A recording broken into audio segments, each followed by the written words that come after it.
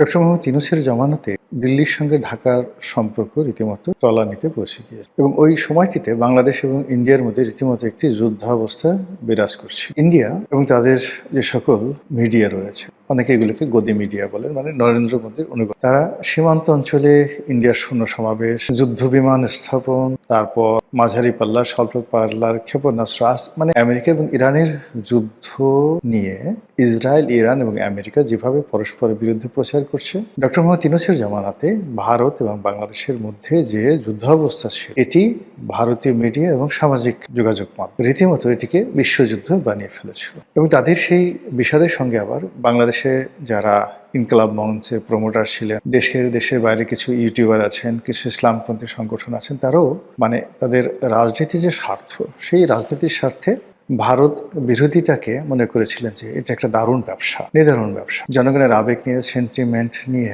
খেলাধুলা করলে কি হয়, পরিণতিটা কি হয়, এটি ওসমান হাদির মৃত্যু এবং সেই আবেগকে কেন্দ্র করে ঢাকা বিশ্ববিদ্যালয় চত্বরে তার দাফন কাফন এবং তার সমাধি সেখানে করা, মানে কবরস্থ করা, এই বিষয়গুলো ফুটে উঠেছে। আবার একই সঙ্গে যারা এখন বর্তমান ক্ষমতায় এসেছেন, তারা হাড়ে হাড়ে টের পাচ্ছে যে গত 17টি মাস ভারতের সঙ্গে আমাদের অব্যাহত যে সম্পর্ক, সেই সম্পর্কটি অবনতির কারণে অর্থনৈতিক ক্ষেত্রে, কূটনৈতিক ক্ষেত্রে সব মিলিয়ে আমরা যে বিপদগ্রস্ত হয়ে পড়েছি, যে ঋণভারে জর্জরিত হয়ে পড়েছি, যে ট্রেড ব্যালেন্সে আমাদের ভারসাম্যহীনতা দেখা দিয়েছে, তারপর আমাদের যে দেশের মানুষের মধ্যে যে মনস্তাত্ত্বিক সমস্যা দেখা দিয়েছে, সীমান্ত অঞ্চলে সীমান্ত রক্ষী বাহিনীগুলোর বাড়াবাড়ি বাংলাদেশের এবং ভারতের, তারপর ভিসা বন্ধ করে দেওয়ার কারণে কলকাতা, আগরতলা, আসাম থেকে শুরু করে শিলং, দার্জিলিং প্রভৃতি এলাকাতে যেখানে বাঙালি পর্যটকরা সবসময় গম গম করে, সেখানে এক ধরনের মনস্তাত্ত্বিক ফ্রাস্ট্রেশন লক্ষ্য করা গেছে ভারতীয় নাগরিকদের মধ্যে। একইভাবে যারা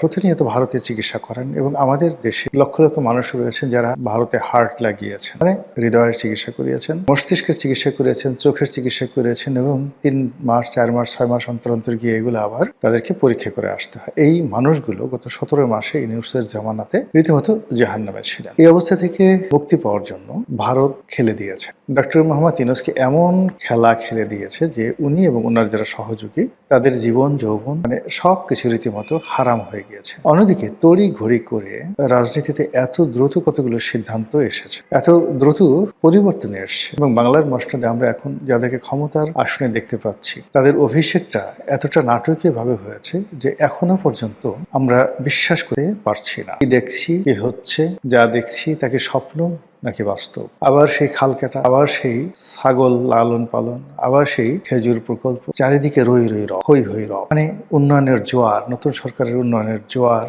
বইছে। মানে এতটা স্বাচ্ছন্দ্য দেখানোর চেষ্টা করছে যে বাংলাদেশে আসলে কোনো সমস্যাই হতে পারে। আমাদের দেশের অনেকগুলো সমস্যা মূলত মনস্তাত্ত্বিক, অনেকগুলো সমস্যা সিন্ডিকেটের কারণে হয়। বঙ্গবন্ধুর হত্যাকাণ্ডের পর দেখা গেল যে বাংলাদেশে চাল, ডাল, আটা, ময়দা, চিনি, লবণ, মানে এগুলো সবই সহজলভ্য হয়ে গেল শুধু জিয়াউর রহমান ক্ষমতা আসার। তো এই সময়ের মধ্যে কোনো আমদানি হয়, তারপর দেশে উৎপাদনও হয়নি, কিন্তু এগুলো এত অ্যাভেলেবল হলো। মূল কারণ হলো যে বঙ্গবন্ধুর জামানাতে সবকিছু ঠিক ছিল, কিন্তু সাপ্লাই অ্যান্ড চেইন, এটা যে ম্যানেজমেন্ট রয়েছে, সেই ম্যানেজমেন্টগুলো ঠিক না থাকার কারণে মানুষের যে মনস্তাত্ত্বিক জগৎ, সেখানে অস্থিরতা ছিল, যে যার মতো করে মজুদ করেছে, আর আরো মজুদ করার জন্য মানুষ অন্যের জন্য ঘুরেছে, এরকম একটা অবস্থা। সেখানে যখন জিয়াউর রহমান এসে ঘোষণা দিলেন, একটা স্থিতি অবস্থা আসলো, তখন মানুষ বিশ্বাস ফিরে পেল, নাথিং, আর অপরাধীরা তাদের অপরাধ করাটা বন্ধ করে দিল। একইভাবে আমাদের দেশে এই মুহূর্তে ধরুন যে যার মতো করে আমরা যেমন একসঙ্গে পেট্রোল পাম্পে ছুটছি, তো পেট্রোল পাম্পে ছোটার পরে সেখানে বিশাল লাইন, হয়তো অনেকের তেল দরকার নেই, কিন্তু এটা মনস্তাত্ত্বিক যে আমার এই তেল এখনই দরকার। আবার ব্যাংকগুলোতে